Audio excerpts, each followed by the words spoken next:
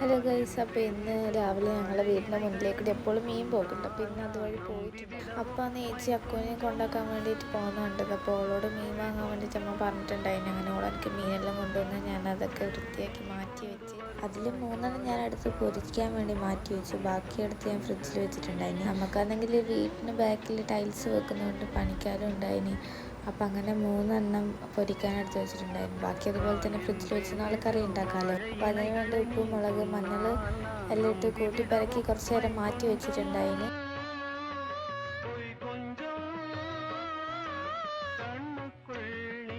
അങ്ങനെ എൻ്റെ വീട്ടിലൊരു പൂച്ചക്കുട്ടി ഉണ്ട് കേട്ടോ. അതിന് ഞാൻ ഫുഡൊക്കെ കൊടുത്ത് കുറച്ച് നേരം അതിൻ്റെ പിന്നിൽ നിന്ന് കളിച്ച് വെറും കുർത്തക്കട ഞാനത് അടുപ്പത്തേക്ക് വെച്ച് പൊരിക്കേണ്ടത് നോക്കി വെച്ച് മീൻ പൊരിച്ചത് ഏകദേശം ആകുമ്പോഴത്തേക്ക് തന്നെ ഞാൻ ചോറെടുത്തിട്ടുണ്ടായിന്. ചോറിന് ഇന്ന് കൂട്ടാൻ വേണ്ടിയിട്ട് മീൻ പൊരിച്ചതുണ്ടായിന്, ചട്നി ഉണ്ടായിന്, അതുപോലെ തന്നെ ഓലനുണ്ടായിന്, പിന്നെ ഇന്നലത്തെ ചെമ്മീൻ കറി ഉണ്ടായിന്. ഇന്നത്തെ ഫുഡ് ഇതാണ്. ഇന്ന് ഉച്ചക്ക് കൂട്ടാൻ ഇതെല്ലാം ഉണ്ടായിന്. ഞാനാകെ മീൻ പൊരിച്ചത് ആക്കിയിട്ടും ബാക്കിയുടെ അമ്മയാണ് കേട്ടോ.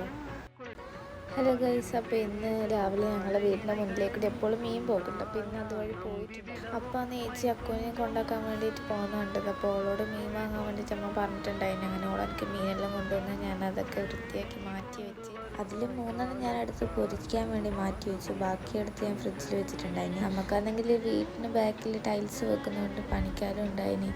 അപ്പം അങ്ങനെ 3 പൊരിക്കാൻ എടുത്ത് വെച്ചിട്ടുണ്ടായിരുന്നു. ബാക്കി അതുപോലെ തന്നെ ഫ്രിഡ്ജിൽ വെച്ച് നാളെ കറി ഉണ്ടാക്കാമല്ലോ. അപ്പം അതിന് വേണ്ടി ഉപ്പ്, മുളക്, മഞ്ഞൾ എല്ലാം ഇട്ട് കൂട്ടി പെരക്കി കുറച്ച് നേരം മാറ്റി വെച്ചിട്ടുണ്ടായിന്.